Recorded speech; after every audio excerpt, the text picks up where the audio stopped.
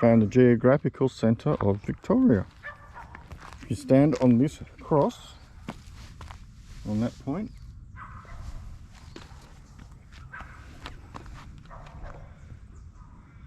you're in the middle of Victoria.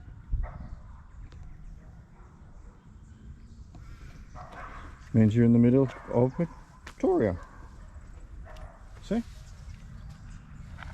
Geographical middle. Geographical middle of Victoria. Geographical centre. What's the difference? None? None.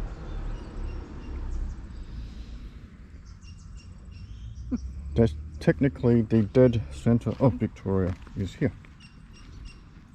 Not much to it.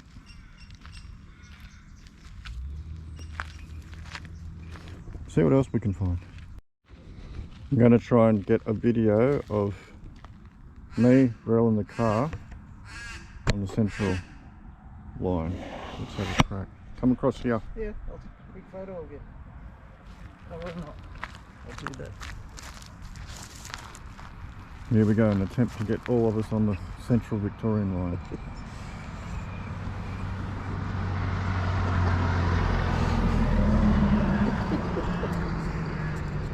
Sure that it keeps it together, take them out of the flame and twist and stretch them.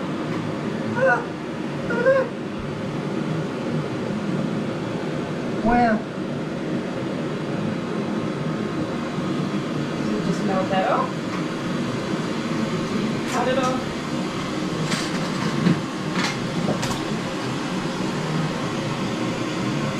Now with the floating candy cane, we start with a really small bead.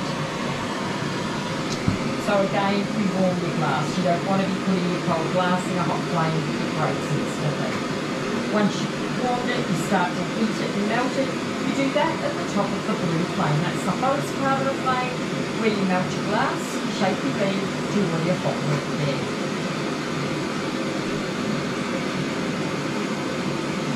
So what temperature does the glass get to? Like past Top of the blue flame is about 1300 degrees. Top of the orange flame is about 7. How So often? it's my cool flame. How often do you burn yourself? Oh, not that often. It's stupidity generally that I do. So, good aloe vera plant down the end of the path, plus colloid of silver. They're wonderful. So far, scarless hands. Once you've got your melted glass, you wind it round your mandrel. Your mandrel makes the hole in the bead. Now, I'm warming it so the glass sticks to it. With the floating candy cane, we start with a small bead. You churn your mandrel the whole time you make your bead. So top of the blue flame, the hot flame is where you shape it. Top of the orange flame is the cool flame. You cool your bead there, it keeps your shape and your even temperature, and you just keep adding glass till you get the amount you want, then you shape it. Now, I'm just getting bubbles out because we only want a small bead.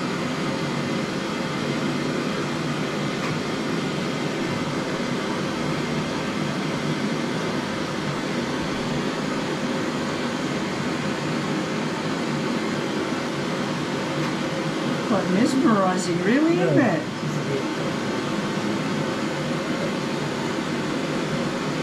It's like honey coming out. Sorry? Looks a bit like honey coming out. Yeah, I don't recommend eating it. No. There's our candy cane. Yep. So we'll just shape that up. Whatever shape you've got on your mandrel, you keep turning at the top of that blue flame, you get a rounded bead. Once you've got your shape, you always cool it by turning at the top of the orange flame. If you don't cool it and you stop turning it, it slumps out of shape. If you touch it with other glass, it stretches out of shape. It would squash out of shape if I put this on it. So you can see it cooling, the colour's coming back into it, the orange is going out of it. Every design starts either as a dot or a line. You melt them in or manipulate them. So we're just going to pop a spiral of a candy cane around it. I'm warming it. You can see the bead's quite cool now. Oh yeah, it's gone to liquid. Wow.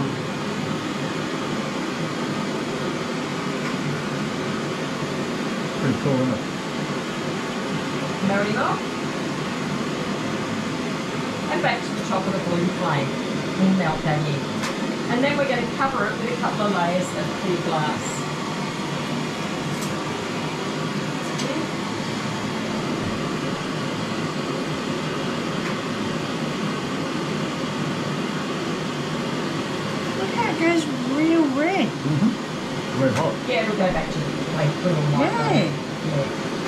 what they call red Most hot. glass goes red when it's melted. Some goes So clear. if you dump that straight in the water, would that Sorry? shatter? If you dump that in the water straight up, would it shatter? Shatter. Yeah. Yeah. Yeah. That's a waste of time.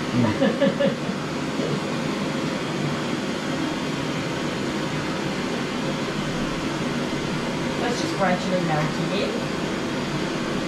Pretty cool, isn't it?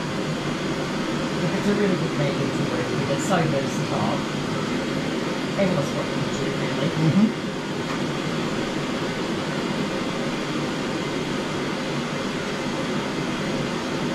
Cooling off again. Melt the clear. Now, while we cover the bead with the clear glass, we're going to work in the top of the orange flame.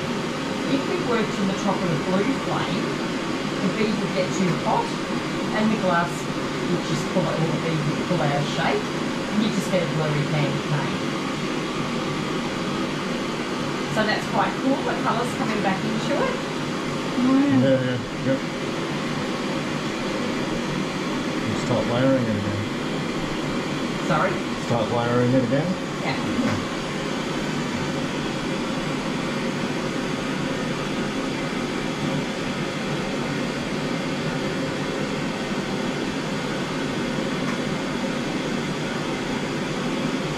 So how long does it stay untouchable for? Well, I anneal all my work, so that means it goes through the kiln. Yeah, and that's overnight. It'll sit in the kiln at 515 degrees all day. That's the start of the cooling process, and then they do a graduate cool overnight. So it takes the shatter out of the bead, it just makes it stronger.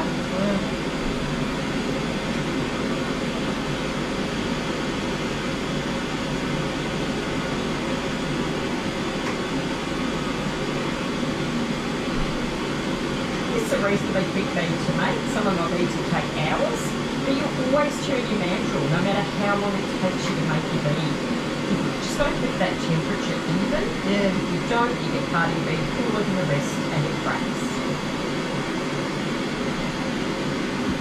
So go back to the top of the blue.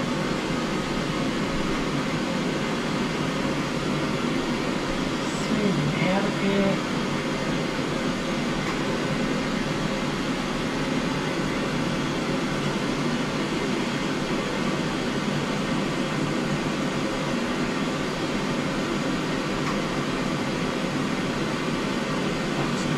Orange flame cooling off, and we'll pop another layer of clear glass over it.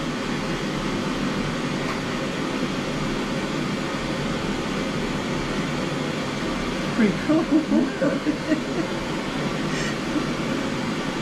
the colour come back into Yeah. it. Yeah.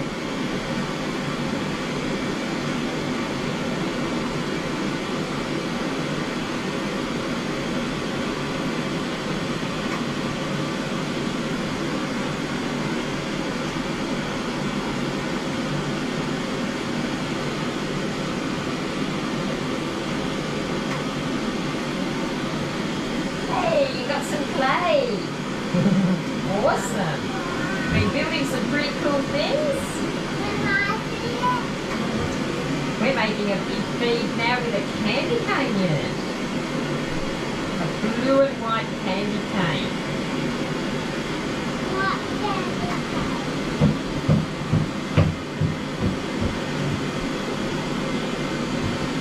Did you have fun playing with the clay? That's good.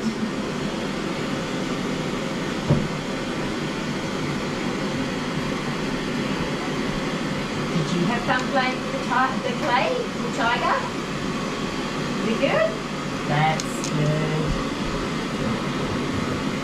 So back to the top of the blue flame. We'll shake it up. I keep my clear hot because I invariably get more clear on one side than the other, which you can see I have. Yeah. See you kids, have a great day. They were in earlier. Just a matter of evening it up now. Sorry? Matter of evening it up. Yeah.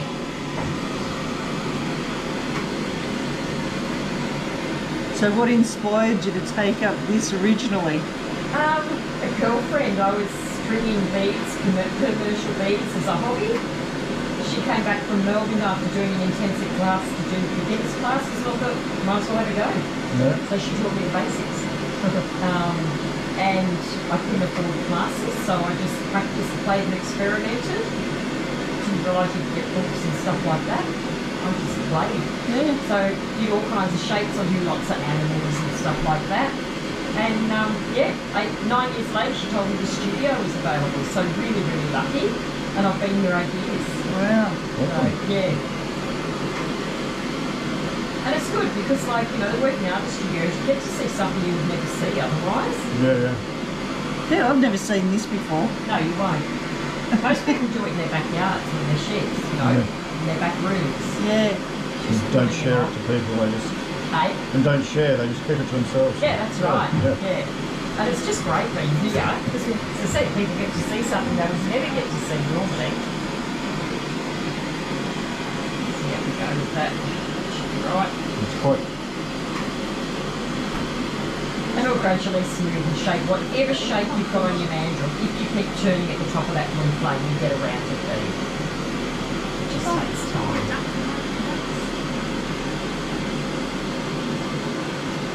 Gradually smooths and shapes. All the beads in here are handmade. The little animals are beads as well, and the butterflies stick to windows and mirrors. Animals are very well behaved, don't eat much, and you don't have to clean up after them.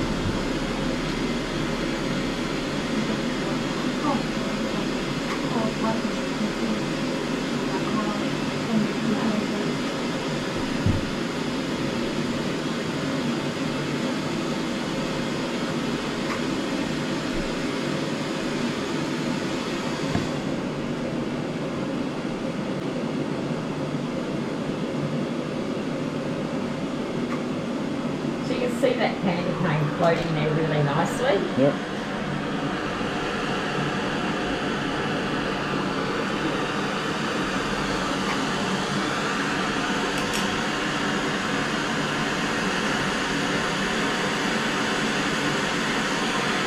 Pull him off. Does it shrink as it falls? Yeah. Just pulling him off. Now, as I said, all my work is annealed, which means it cools through the kiln. The kiln is still heating. It's heating to 515 degrees Celsius. That's the start of the cooling process. So they sit in there for the day and just cool slowly overnight. So it takes the shatter out of your bead. So it just makes them a stronger bead. You can see the colour starting to come back into it. Yeah. It will go back to the blue and white. Just as the colour changes go on. Sorry? Temperature and colour change. Yeah. Earrings are all on Australian sterling silver. They go in big boxes as they sell. So they're done differently. There we go. There's our little bead. And in she pops. So that is how you make glass beads. Thank you. Thank you.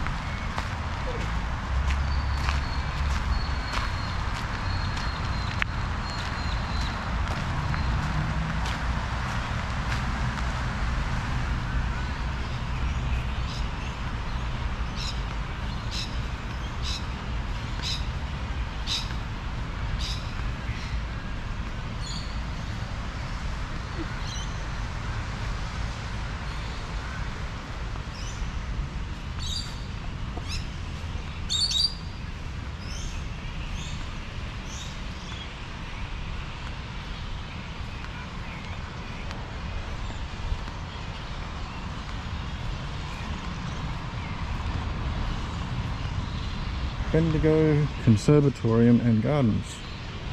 I couldn't really add any audio then because there were people in the conservatorium, so these are in the centre of Bendigo.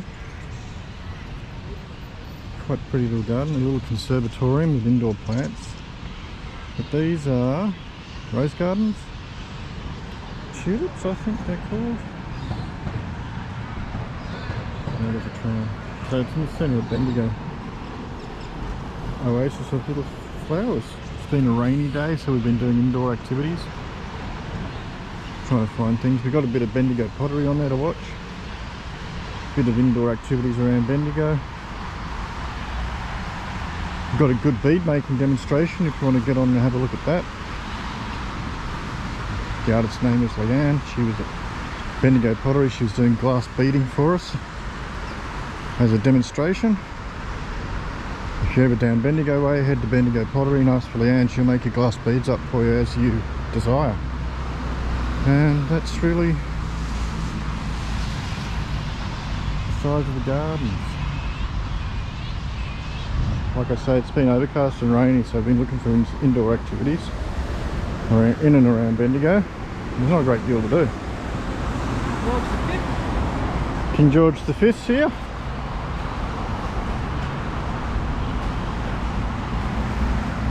Main Street of Bendigo, King George V and the gardens. I think we wrapped around the ankle. Look, Dunno. all the big palms have got plastic wrapped around it.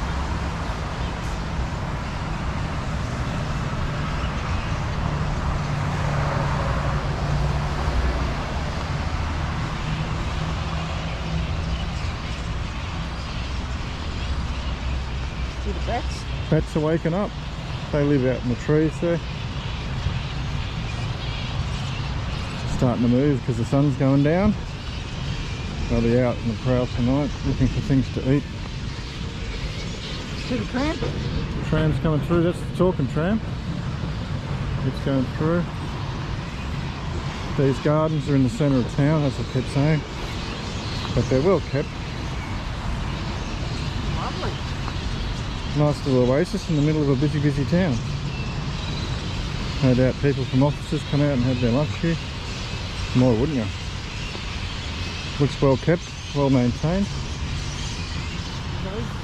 Hedges are all trimmed back. The roses have got a really strong fragrance to them. Quite nice. Some more of those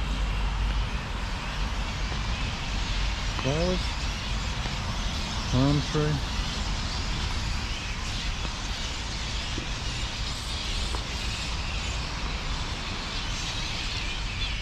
Conservatory garden. Conservatory garden is this, which leads you into like a rainforesty sort of setup, but we're not going to be doing that today. Better day. Pick a better weather day for that one because you need Yeah. good weather for that. Rain. It's a rainforest anyway, so Meet the bats.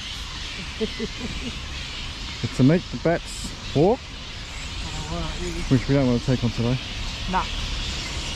Too wet as it is without having bats and everything on you. Don't suppose you can see bats flying around. They're all on the move.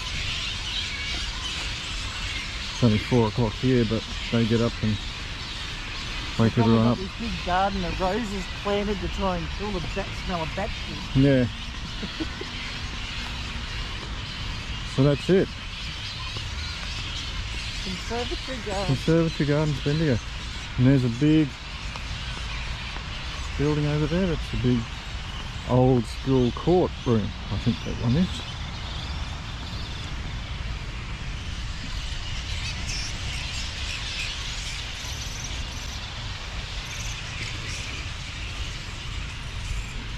Bats and flying foxes.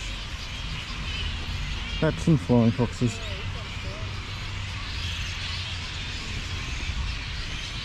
So many different breeds of roses here. It smells quite phenomenal.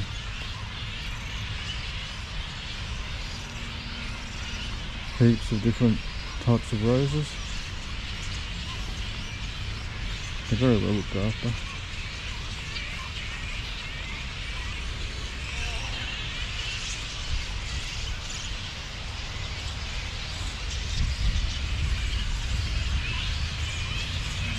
Zonta roses. The garden of Zonta roses was donated to the citizens of Bendigo to mark the celebration of Australia's bicentenary. There you go. Zonta roses from Italy. Donated by Italy on the bicentennial date. There you go. You wouldn't know. But yeah, they're quite a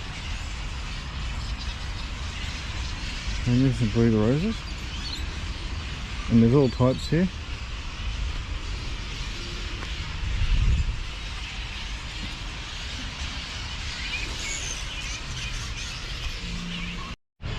Just found a little canal. So all the roads in Bendigo City drain through that drain and that drain into a canal.